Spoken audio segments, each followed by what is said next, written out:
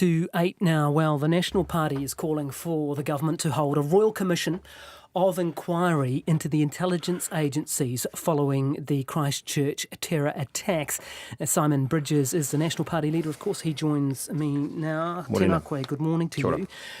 Let's have a look at this call that you have made for a royal commission of inquiry. So this would be into the SIS and the GCSB? And I think wider than that. It would have to be pretty broad. I think you'd include activities of the police in the lead up to this. I mean, I think the basic question is, could this have been foreseen and prevented? And I don't say that with 2020 hindsight, that's too easy, but reasonably could it have? And, you know, why a royal commission, I think, is ultimately pretty simple. Royal commissions are preserved for the most serious of things, the most important of things. And I look at this and I say, this is it. So it would be into the security agencies. It would be that broad. Yes. Yeah. Would you do it in public? There may be, like courts, parts of it that weren't. But just as with courts, I think the presumption is absolutely wherever it could be, it would be in public. But be really clear, I'm not saying this is some panacea that's going to solve all. In fact, I think there's a limit to these sort of commissions in that they are almost invariably backward looking at what has happened. That's not to say there wouldn't be recommendations. It would take, you'd think, a year to 2 years, and actually in light of our change in risk profiles from low risk of terrorist activity to high risk, we will need to legitimately discuss and have change earlier than that. Do you admit or concede or assert that there has been an intelligence failure here? 50 people have died and we didn't see it coming.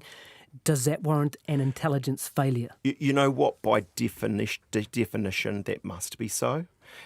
Then I suppose you get to the point of asking, are there therefore legitimate criticisms to be made of them? I don't know if I'm that bold yet. I think, in fact, if you look back at the cabinet that I was part of, we were overly cautious in the changes we made and considered from around 2011 to 14. Let's come back to that because that does warrant scrutiny. Did this man, the killer, could he have been legally spied on by the GCSB in your assessment?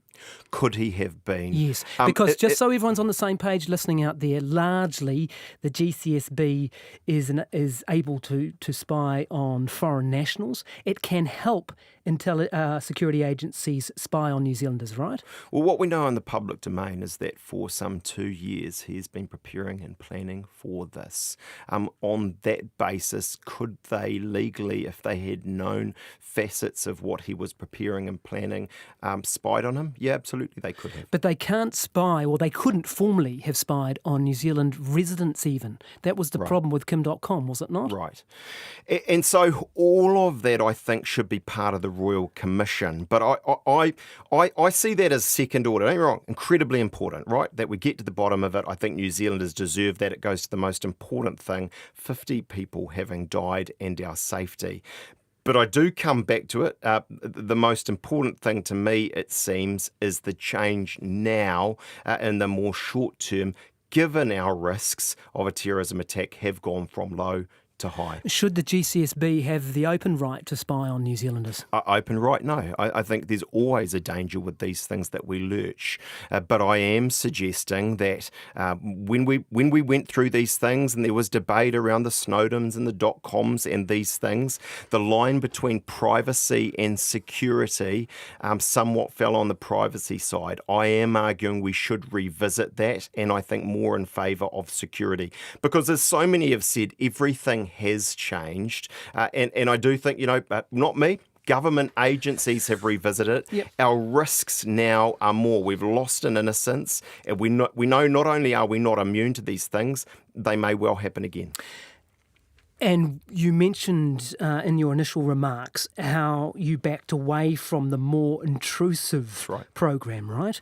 Spear Gun was the name of it. And close listeners will remember back in 2013, 2014, the moment of truth Glenn Greenwald et al., Yes. who were very interested in this issue. And that spear gun program would have allowed a great more deal of spying on New Zealanders, right? You went for the lower level one, the cortex That's right. system, which was explained by John Key at the time as some sort of anti-novovirus sort of Norton antivirus. Sorry, let's get my terminology correct here. And it's largely institutionally based, isn't it? It stops big companies and institutions in New Zealand from getting malwared by dodgy people overseas. I mean, the way I would explain it, in very layperson's terms, is that cortex is effectively up a few drives of businesses, right? They're ISPs looking for malware activity. What spear gun is actually on the highways looking at that traffic. Now, I don't believe it's mass surveillance the way the Greenwalds and so on would say. I think it's more clever than that, in that it's algorithms that are getting down to trends and then from that getting a legal basis to go out and look at whether it's white supremacy or Islamic extremism. You want to say you want to bring back a cortex, a spear gun type of I think scenario? we have to have that conversation. I personally believe we should.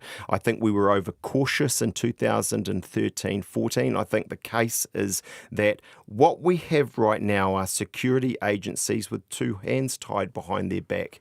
Other countries we compare ourselves with, the Aussies, the US's, they have different systems, but it seems to me they take this altogether more seriously and they have more intelligence in the cybersecurity area than we do by a long, long way. Just a couple of minutes left, really. I want to focus on whether we were looking in the right direction and your comments on that. Are you on the Intelligence and Security Committee? Yes, the Leader of the Opposition by rights is briefed by the security agencies is on that. Let's just make sure we're all on the same page here. This is a parliamentary select committee with a cross-representation of Parliament who gets briefings from the security agencies, right? Exactly right. And you're on that? Correct. Have you ever raised with them whether or not they've been looking at white supremacist groups? I wouldn't discuss what I have said or what is done. This is a variable rule. You could and say so that, on. couldn't you? But I think what I can say, it's in the public domain and certainly is my view, is that when you look at this, you can make the case that there was a big focus on Islamic extremism. You see that from their documents. There was also work in Asia and cybersecurity matters, specifically there, but this doesn't seem to have been something that was a focus. Well, was it? And come on, you can say, was there any mention of white supremacy whenever you appeared? I with can't. these people? I don't think the Prime Minister would. I don't think I should. But what is true is that this is something a Royal Commission should look at. And I think also, given the risks we now know we face, we need to get on to some of these things sooner than that as well. Final question. Should resignations be offered from the intelligence agencies?